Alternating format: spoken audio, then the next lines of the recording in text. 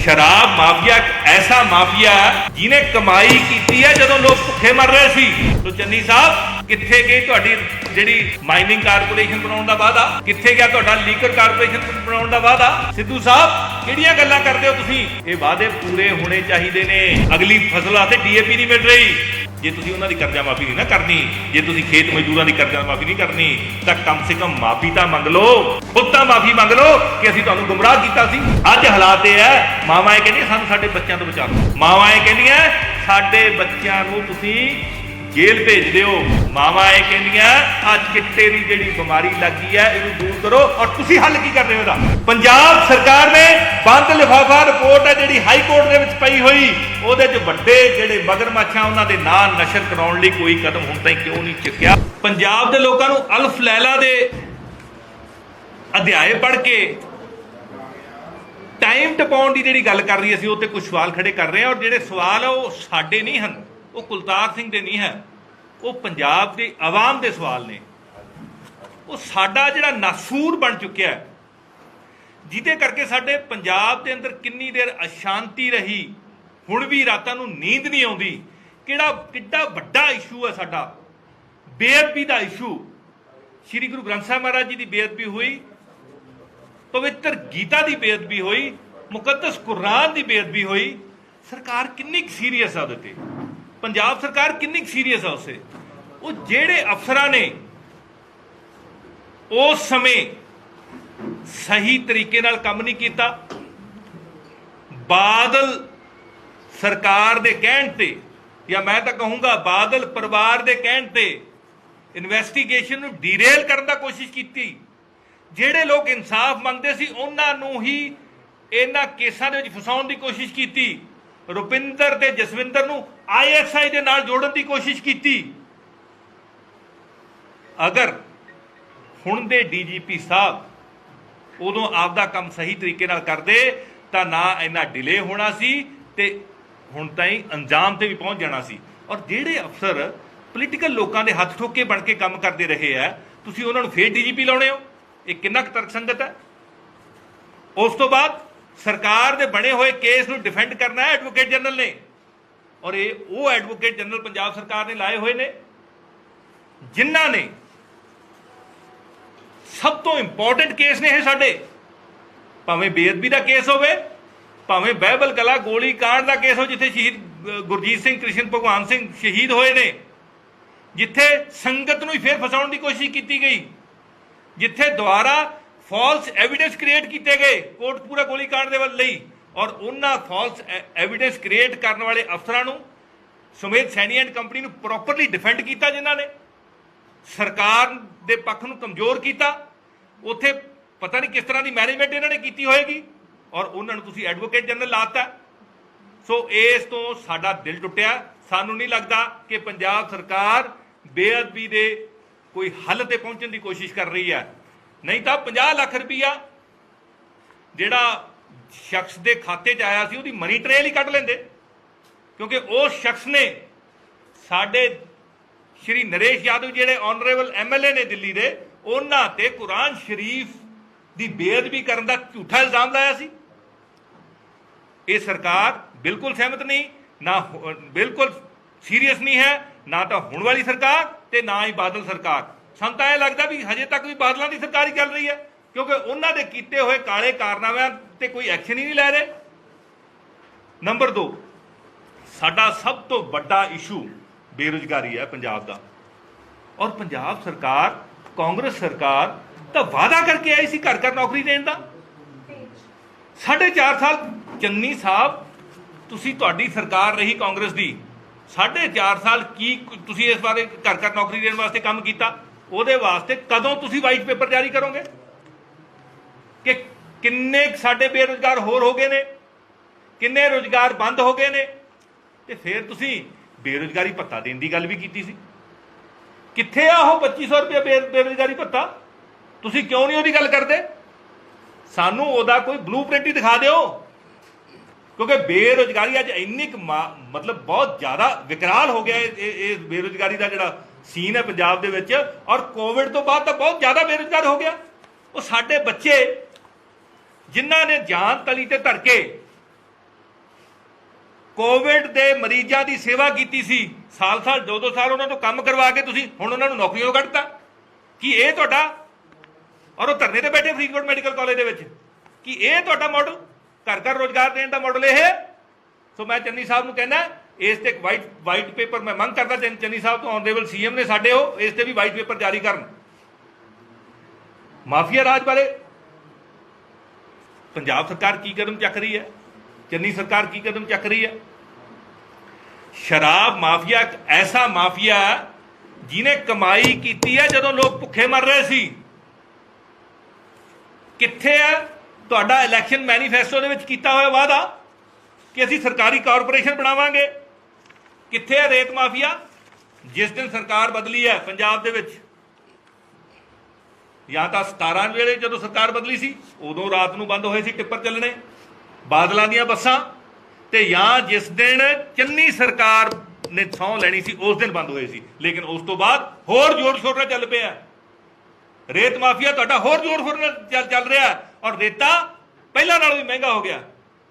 ਸੋ ਚੰਨੀ ਸਾਹਿਬ, ਕਿੱਥੇ ਗਈ ਤੁਹਾਡੀ ਜਿਹੜੀ ਮਾਈਨਿੰਗ ਕਾਰਪੋਰੇਸ਼ਨ ਬਣਾਉਣ ਦਾ ਵਾਅਦਾ?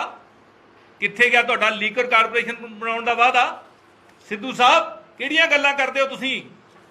ਇਹ ਵਾਅਦੇ ਪੂਰੇ ਹੋਣੇ ਚਾਹੀਦੇ ਨੇ। ਕਿਸਾਨਾਂ ਤੇ ਖੇਤ ਮਜ਼ਦੂਰਾਂ ਦੀ ਜਿਹੜੀ ਸੰਪੂਰਨ ਕਰਜ਼ਾ ਮਾਫੀ ਦੀ ਤੁਸੀਂ ਗੱਲ ਕੀਤੀ ਸੀ, ਔਰ ਉਹਦੇ ਕਰਕੇ ਕਿਸਾਨਾਂ ਦਾ ਜਿਹੜਾ ਟਰੈਕ ਰਿਕਾਰਡ ਖਰਾਬ ਹੋ ਗਿਆ ਲੋਨ ਦਾ। ਜਿੱਥੇ ਉਹਨਾਂ ਨੂੰ 3% ਸਬਸਿਡਾਈਜ਼ ਲੋਨ ਮਿਲਦਾ ਸੀ, ਉਹਦੇ ਲਈ ਵੀ ਐਲੀਜੀਬਿਲਟੀ ਖਤਮ ਹੋ ਗਈ। ਲੋਕ ਡਿਫਾਲਟਰ ਹੋ ਗਏ। ਤੁਸੀਂ ਕਿਸ ਤਰ੍ਹਾਂ ਸਿਰੇ ਲਾਓਗੇ? ਕਿਹੜੇ ਖੇਤ ਮਜ਼ਦੂਰ ਦੀ ਤੁਸੀਂ ਕਰਜ਼ਾ ਮਾਫੀ ਕੀਤੀ ਹੈ? ਕਿੰਨਿਆਂ ਦੀ ਕੀਤੀ ਹੈ? ਪੰਜਾਬ ਸਰਕਾਰ ਤੋਂ ਅਸੀਂ ਮੰਗ ਕਰਦੇ ਹਾਂ, ਚੰਨੀ ਸਰਕਾਰ ਤੋਂ, ਕਿ ਤੁਸੀਂ ਇਲੈਕਸ਼ਨ ਮੈਨੀਫੈਸਟੋ ਨਾ ਪੜ੍ਹੀ ਜਾਓ। ਹੁਣ ਹਾਲੇ ਵੀ ਤੁਹਾਡੇ ਕੋਲ ਸਮਾਂ ਹੈ।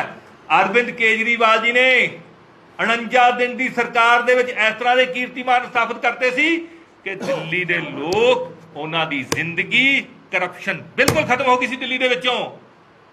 ਸੋ ਤੁਸੀਂ ਵੀ ਮਾਡਲ ਬਣਾ ਸਕਦੇ ਹੋ, ਲੇਕਿਨ ਤੁਹਾਡੀ ਨਾ ਤਾਂ ਤੁਹਾਡੀ ਨੀਅਤ ਹੈ, ਨਾ ਹੀ ਤੁਹਾਡੇ ਕੋਲੇ ਨੀਤੀ ਹੈ। ਅਗਰ ਹੈ ਤਾਂ ਕਿਰਪਾ ਕਰਕੇ ਤੁਸੀਂ ਪੰਜਾਬ ਦੇ ਲੋਕਾਂ ਨੂੰ ਦੱਸੋ, ਅਸੀਂ ਸਭ ਤੋਂ ਵੱਧ ਸਵਾਗਤ ਕਰਾਂਗੇ ਤੁਹਾਡਾ। ਔਰ ਮੈਂ ਬੇਨਤੀ ਕਰਦਾ, ਜੇ ਤੁਸੀਂ ਨਹੀਂ ਕਰਨਾ ਨਾ ਕਰਜ਼ਾ ਮਾਫੀ, ਸੰਪੂਰਨ ਕਰਜ਼ਾ ਮਾਫੀ, ਸਾਡੇ ਪੰਜਾਬ ਦੇ ਕਿਸਾਨਾਂ ਦੀ ਜਿਹੜੇ ਆਤਮ ਹੱਤਿਆ ਕਰ ਰਹੇ ਆ, ਮੰਡੀਆਂ 'ਚ ਰੁਲ ਰਹੇ ਆ, ਅੱਜ ਵੀ ਫਸਲ ਨਹੀਂ ਵਿਕ ਰਹੀ, ਝੋਨੇ ਦੀ ਫਸਲ ਰੁਲ ਰਹੀ ਹੈ, ਅਗਲੀ ਫਸਲ ਵਾਸਤੇ DAP ਨਹੀਂ ਮਿਲ ਰਹੀ। ਜੇ ਤੁਸੀਂ ਉਹਨਾਂ ਦੀ ਕਰਜ਼ਾ ਮਾਫੀ ਨਹੀਂ ਨਾ ਕਰਨੀ, ਜੇ ਤੁਸੀਂ ਖੇਤ ਮਜ਼ਦੂਰਾਂ ਦੀ ਕਰਜ਼ਾ ਮਾਫੀ ਨਹੀਂ ਕਰਨੀ, ਤਾਂ ਕਮ ਸੇ ਕਮ ਮਾਫੀ ਤਾਂ ਮੰਗ ਲਓ, ਖੁਦ ਤਾਂ ਮਾਫੀ ਮੰਗ ਲਓ ਕਿ ਅਸੀਂ ਤੁਹਾਨੂੰ ਗੁੰਮਰਾਹ ਕੀਤਾ ਸੀ।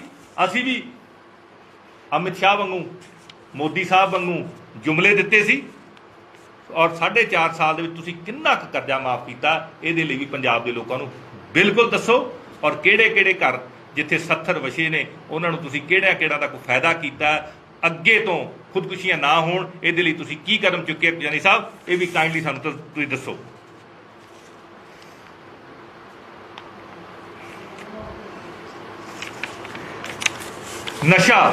ਨਸ਼ਾ ਘਰ ਘਰ ਵੜ ਗਿਆ।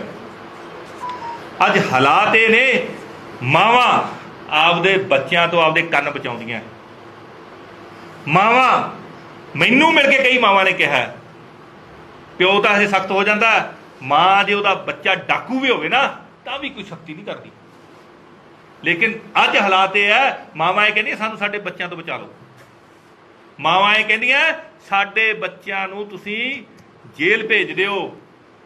ਮਾਵਾਂ ਇਹ ਕਹਿੰਦੀਆਂ ਆ ਚਿੱਟੇ ਦੀ ਜਿਹੜੀ ਬਿਮਾਰੀ ਲੱਗੀ ਹੈ ਇਹਨੂੰ ਦੂਰ ਕਰੋ। ਔਰ ਤੁਸੀਂ ਹੱਲ ਕੀ ਕਰ ਰਹੇ ਹੋ ਇਹਦਾ? ਤੁਸੀਂ ਜਿਹੜੇ ਅਮਲੀ ਨੇ ਵਿਚਾਰੇ, ਜਿਹੜੇ ਮਰੀਜ਼ ਨੇ, ਉਹ ਮਰੀਜ਼ ਹੈ। ਜਿਹਨਾਂ ਲੋਕਾਂ ਨੂੰ, ਤੁਹਾਡੇ ਵਰਗੇ ਲੋਕਾਂ ਨੇ, ਐਸਟੈਬਲਿਸ਼ ਪੋਲੀਟੀਕਲ ਕਲਾਸ ਨੇ ਇਹ ਬਿਮਾਰੀ ਲਾਤੀ ਹੈ ਚਿੱਟੇ ਦੀ, ਸਿਰਫ ਪੈਸੇ ਦੀ ਖਾਤਰ, ਚੰਦ ਸਿੱਕਿਆਂ ਦੇ ਖਾਤਰ ਤੁਸੀਂ ਉਹਨਾਂ ਨੂੰ ਮਰਨ ਤੇ ਮਜਬੂਰ ਕਰਤਾ। ਤੁਸੀਂ ਉਹਨਾਂ ਦੇ ਪਰਚੇ ਦੇਈ ਜਾਂਦੇ ਹੋ। ਕਰੋੜਾਂ ਦਾ ਘਪਲਾ ਹੋਇਆ, ਜਿਹੜੀ ਉਹ ਤੁਸੀਂ ਗੋਲੀ ਦਿੰਦੇ ਹੋ, ਉਹਦੇ ਤੇ ਕੀ ਐਕਸ਼ਨ ਕੀਤਾ ਤੁਸੀਂ? ਤੁਹਾਡਾ ਮੰਤਰੀ ਉਹਦੇ ਵਿੱਚ ਇਨਵੋਲਵ ਸੀ, ਬਲਬੀਰ ਸਿੰਘ ਸਿੱਧੂ, ਉਹਦੇ ਤੇ ਕਿਉਂ ਐਕਸ਼ਨ ਨਹੀਂ ਲਿਆ ਤੁਸੀਂ? ਤੁਸੀਂ ਨਸ਼ਾ ਮਾਫੀਆ ਨੂੰ ਖਤਮ ਕਿਉਂ ਨਹੀਂ ਕਰਨਾ ਚਾਹੁੰਦੇ? ਕਿਉਂ ਸਪਲਾਇਰ ਨਹੀਂ ਕੋਈ ਫੜ ਰਹੇ? ਬੰਦ ਲਿਫਾਫਾ ਰਿਪੋਰਟ ਹਜੇ ਤੱਕ ਬੰਦ ਕਿਉਂ ਹੈ? ਪੰਜਾਬ ਸਰਕਾਰ ਨੇ ਬੰਦ ਲਿਫਾਫਾ ਰਿਪੋਰਟ ਹੈ ਜਿਹੜੀ ਹਾਈ ਕੋਰਟ ਦੇ ਵਿੱਚ ਪਈ ਹੋਈ, ਉਹਦੇ 'ਚ ਵੱਡੇ ਜਿਹੜੇ ਮਗਰਮੱਛਾਂ ਉਹਨਾਂ ਦੇ ਨਾਂ ਨਸ਼ਰ ਕਰਾਉਣ ਲਈ ਕੋਈ ਕਦਮ ਹੁਣ ਤਾਈਂ ਕਿਉਂ ਨਹੀਂ ਚੁੱਕਿਆ? ਪੰਜਾਬ ਦੇ ਲੋਕ ਤੁਹਾਡਾ ਇਹਦਾ ਜਵਾਬ ਮੰਗਦੇ। ਚੰਨੀ ਸਾਹਿਬ ਇਹ ਜਵਾਬ ਮੰਗਦੇ ਆ। ਔਰ ਤੁਹਾਡੇ ਮੁੱਖ ਮੰਤਰੀ ਸਾਹਿਬ ਜਿਨ੍ਹਾਂ ਦਾ ਚਿਹਰਾ ਦਿਖਾ ਕੇ ਤੁਸੀਂ ਇਲੈਕਸ਼ਨ ਲੜਿਆ ਸੀ, 2017 ਦਾ ਇਲੈਕਸ਼ਨ ਜਿੱਤਿਆ ਸੀ, ਉਹਨਾਂ ਨੇ ਗੁਟਕਾ ਸਾਹਿਬ ਦੀ ਸਹੁੰ ਖਾਧੀ ਸੀ ਔਰ ਸਹੁੰ ਤੋੜਨੀ ਵੀ ਬੇਅਦਬੀ ਦੇ ਬਰਾਬਰ ਹੈ। ਇਹਦੇ ਲਈ ਵੀ ਕਾਂਗਰਸ ਨੂੰ, ਚੰਨੀ ਸਰਕਾਰ ਨੂੰ ਮਾਫੀ ਮੰਗਣੀ ਚਾਹੀਦੀ ਹੈ ਪੰਜਾਬ ਦੇ ਲੋਕਾਂ ਤੋਂ। ਔਰ ਅੱਜ ਜਿੱਥੇ ਤੁਸੀਂ ਪੰਜਾਬ ਦੇ ਲੋਕਾਂ ਦੀ ਤਕਲੀਫਾਂ ਨੂੰ ਘੱਟ ਕਰਨ ਦੀ ਗੱਲ ਤਾਂ ਕਰਦੇ ਹੋ, ਲੇਕਿਨ ਹੋਈ ਕਿਹਦੀ ਹੈ? ਤੁਹਾਡੇ ਮੈਨੀਫੈਸਟੋ ਦੇ ਵਿੱਚ ਸੀ ਕਿ ਜਿਹੜੀ ਪੰਜਾਬ ਨੂੰ ਇੱਕ ਲੀਗਲ ਲੁੱਟ ਜਿਹੜੀ ਤੁਸੀਂ ਬਣਾਈ ਸੀ, ਕਾਨੂੰਨੀ ਤੌਰ ਤੇ ਲੁੱਟਣ ਦਾ ਜਿਹੜਾ ਇੱਕ ਕਵਾਇਦ ਸ਼ੁਰੂ ਕੀਤੀ ਸੀ, ਜਿਹੜੇ ਮੈਂ ਮਾਰੂ ਕਹੂੰਗਾ, ਮਾਰੂ ਬਿਜਲੀ ਸਮਝੌਤੇ ਕੀਤੇ ਸੀ, ਜਿਹੜੇ ਤੁਸੀਂ ਮਾਰੂ ਬਿਜਲੀ ਸਮਝੌਤੇ, ਪੰਜਾਬ ਦੇ ਵਿੱਚ ਤੁਸੀਂ ਕਿੰਨੀਆਂ ਨੌਕਰੀਆਂ ਖਤਮ ਕਰਤੀਆਂ, ਥਰਮਲ ਬੰਦ ਕਰਤੇ, ਅਰਬਾਂ ਰੁਪਈਆਂ ਨਾਲ ਰੈਨੋਵੇਟ ਕੀਤੇ ਹੋਏ ਥਰਮਲ ਜਿਨ੍ਹਾਂ ਦੀ ਅਗਲੇ 10-20 ਸਾਲ ਹੋਰ ਉਮਰ ਸੀ, ਤੁਸੀਂ ਉਹ ਬੰਦ ਕਰਤੇ। ਤੁਸੀਂ ਮਾਰੂ ਬਿਜਲੀ ਸਮਝੌਤਿਆਂ ਨੂੰ ਰੱਦ ਕਿਉਂ ਨਹੀਂ ਕਰ ਰਹੇ? ਇਹਦੇ ਬਾਰੇ ਵੀ ਦੱਸਿਆ ਜਾਵੇ। ਕੀ ਉਹੀ ਹਿਸਾਬ ਕਿਤਾਬ, ਕੀ ਉਹੀ ਸੈਟਿੰਗ ਤੁਹਾਡੀ ਹੋਗੀ ਜਿਹੜੀ ਉਹਨਾਂ ਦੀ ਬਾਦਲ ਸਰਕਾਰ ਵੇਲੇ ਸੀ? ਇਹਦੇ ਬਾਰੇ ਪੰਜਾਬ ਦੇ ਲੋਕ ਤੁਹਾਡੇ ਕੋਲੋਂ ਜਵਾਬ ਮੰਗਦੇ ਨੇ। ਚੰਨੀ ਸਾਹਿਬ, ਮੁੱਖ ਮੰਤਰੀ ਸਾਹਿਬ, ਪੰਜਾਬ ਦੇ ਬਹੁਤੇ ਬਜ਼ੁਰਗ,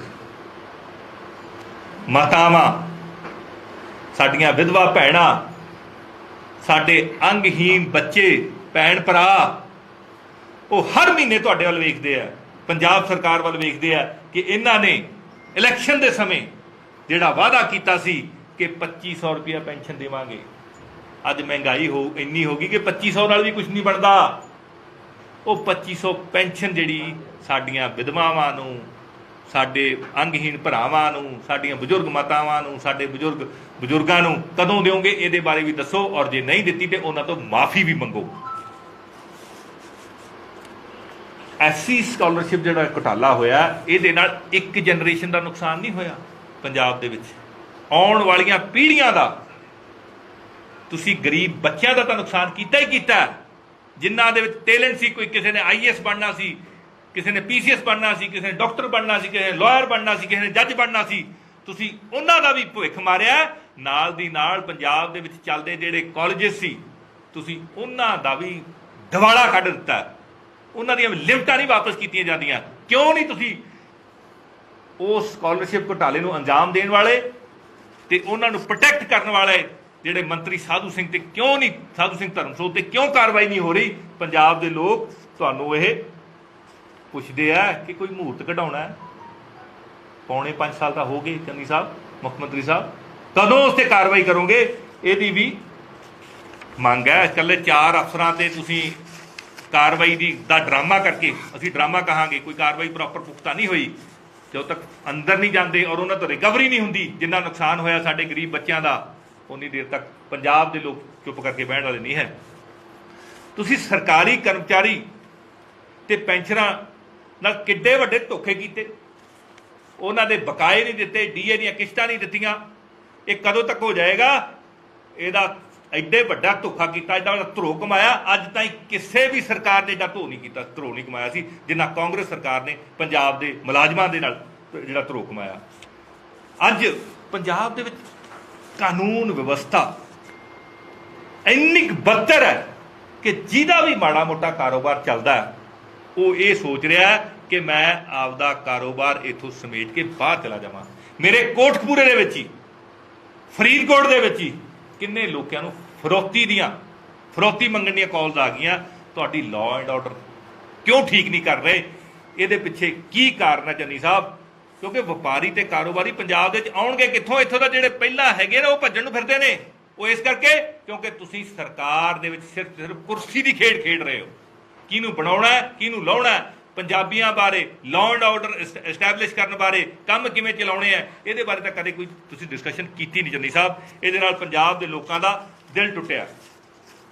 ਔਰ ਚੰਨੀ ਸਾਹਿਬ ਮੈਂ ਬੇਨਤੀ ਕਰਨੀ ਚਾਹੁੰਦਾ, ਕਿਉਂਕਿ ਇਹ ਬੜੇ ਵੱਡੇ ਮੁੱਦੇ ਨੇ, ਹੋਰ ਵੀ ਬਹੁਤ ਮੁੱਦੇ ਨੇ।